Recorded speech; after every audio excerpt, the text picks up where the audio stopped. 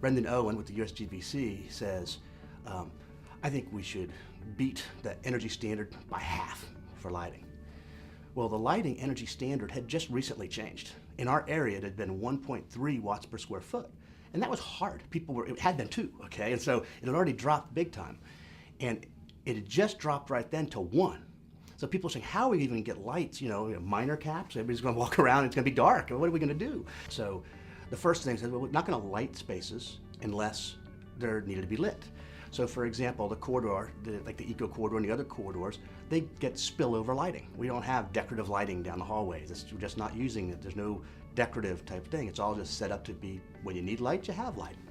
We got to actually 0.56, so almost met the goal with the light fixtures by themselves. And then when they did the actual testing of the space, in order to commission it, actually put light sensors on the desktop. They wanted to have 35-foot candles on the desktop with the lights turned on.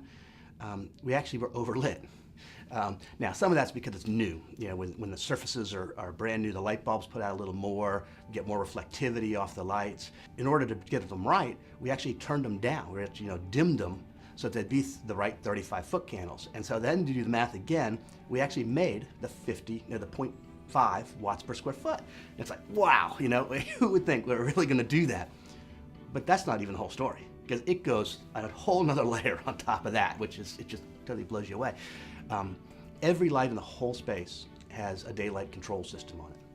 So again, when the sun is providing the light, let's not let the electricity do it. We dim them all down. Occupancy sensors are a code requirement in this area to utilize.